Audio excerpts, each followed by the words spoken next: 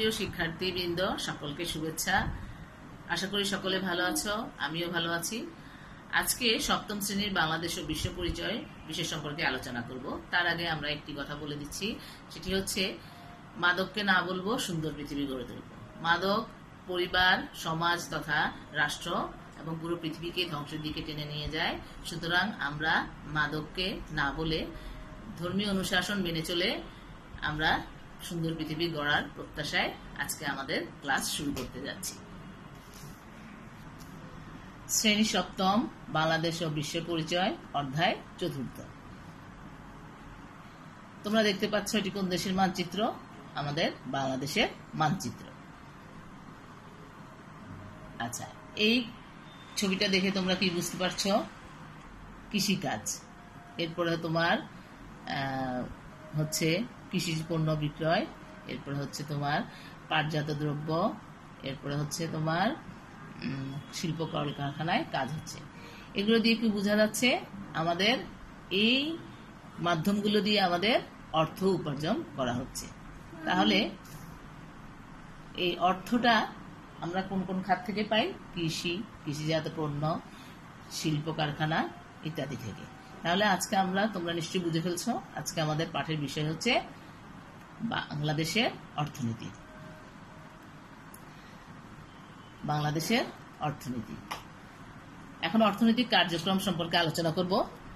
অর্থনৈতিক কার্যক্রম দেখো কি কি অর্থনৈতিক কাজ, এগুলো হচ্ছে তোমার অর্থনৈতিক কাজ, এগুলো দিয়ে আমাদের অর্থ উপার্জন করা হয়। অর্থনৈতিক কাজ, এই লেনদেন, অর্থনৈতিক বিনিময়।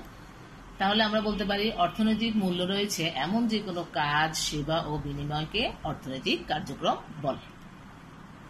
অর্থনৈতিক কার্যক্রমের শ্রেণীবিভাগ আমরা দেখব। অর্থনৈতিক কার্যক্রমের শ্রেণীবিভাগকে আমরা দুই ভাগে ভাগ করতে পারি। এক হচ্ছে অনানুষ্ঠানিক, আর একটি হচ্ছে আনুষ্ঠানিক। তাহলে অনানুষ্ঠানিক অর্থনৈতিক কার্যক্রম কি সেগুলো আমরা জানবো। দেখো, অনানুষ্ঠানিক অর্থনৈতিক কার্যক্রম হকার, তোমার দিনমজুর, এরপরে হচ্ছে তোমার দোকানদার। তোমাদের যেসব কাজের জন্য মজুরি নির্ধারিত নেই, করের আওতায় আনাও কঠিন, এবং যেসব অর্থনৈতিক কার্যক্রম সরকার কর্তৃক নিয়ন্ত্রিত নয়, সেগুলোই হচ্ছে অনানুষ্ঠানিক অর্থনৈতিক কার্যক্রম। একক কাজ। তোমরা বাসায় বসে সকলেই কাজটি করে ফেলো। তোমার এলাকার 5টি অনানুষ্ঠানিক অর্থনৈতিক কার্যক্রমের নাম লিখো। তোমরা একটু আগে ছবিগুলো দেখে সেগুলো থেকে একটু ধারণা করে নিয়ে লিখবে। এরপরে গ্রামাঞ্চলের অনানুষ্ঠানিক অর্থনৈতিক কাজ কি কি দেখো? কামার, এরপর কৃষিকাজ,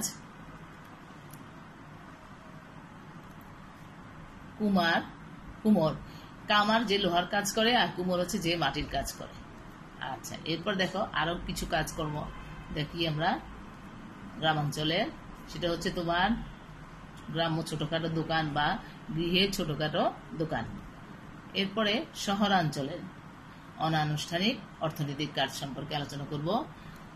ছোটখাটো দোকান, এরপরে তোমার ফুটপাতের ব্যবসা, এরপরে হচ্ছে আরো কিছু দেখি আমরা রিক্সা চালক, এরপরে ঠেলা গাড়ি চালক, তারপর হচ্ছে তোমার ফেরিওয়ালা। এগুলো হচ্ছে আমাদের শহরাঞ্চলের অনানুষ্ঠানিক কার্যক্রম। আরো কিছু দেখি আমরা, যেমন কাঠমিস্ত্রির কাজ, এরপরে হচ্ছে তোমার বাসা বাড়ির কাজ। এগুলো হচ্ছে তোমার শহরাঞ্চলের অনানুষ্ঠানিক কার্যক্রম। আমরা দলগত কাজগুলো একটু দিয়ে দিই। দলগত কাজগুলো তো করাতে পারছি না, তোমরা বাসায় সকলে একক কাজটাই করে ফেলবে। বাংলাদেশের অর্থনীতিতে অনানুষ্ঠানিক কাজের অবদানই সর্বাধিক ব্যাখ্যা করো। এটা তোমরা প্রত্যেকের খাতায় লিখবে। আচ্ছা, এরপরে মূল্যায়নে আমরা চলে যাই। অনানুষ্ঠানিক কাজ বলতে কি বুঝো? তোমরা ইতিমধ্যেই বুঝে ফেলছো এবং সেটা সম্পর্কে লিখবে। যে কোনো দেশের অর্থনৈতিক কর্মকাণ্ডকে কয় ভাগে ভাগ করা যায় এবং সেগুলো কি কি? গ্রামাঞ্চলের প্রধান অনানুষ্ঠানিক অর্থনৈতিক কাজ কোনটি? তোমরা সেটি লিখে ফেলবে খাতায় প্রত্যেকে। তারপর হচ্ছে শহরাঞ্চলের অর্থনৈতিক কাজের নাম বলো, 3টি অনানুষ্ঠানিক অর্থনৈতিক কাজের নাম বলো শহরাঞ্চলে। এরপরে বাড়ির কাজ, এরপর বাড়ির কাজ দিলাম। তোমরা বাড়ির কাজ দেওয়ার আগে বলে দিচ্ছি, তোমরা সকলে এই চ্যাপ্টারটুকু যেটুকু আমি আলোচনা করলাম সেটুকু পর্যন্ত সকলে ভালোভাবে পড়ে সেই সম্পর্কে এই প্রশ্নের উত্তরগুলো দিবে।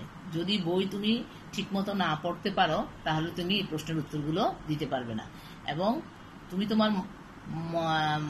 তোমার ভাবেই সেই উত্তরগুলো লিখবে।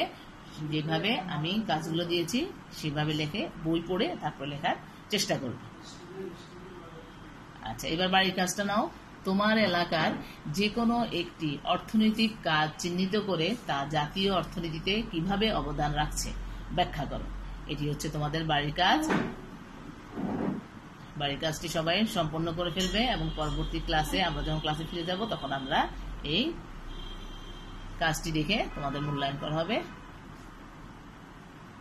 আচ্ছা, সকলকে ধন্যবাদ জানিয়ে আজকে আমার ক্লাস শেষ করছি।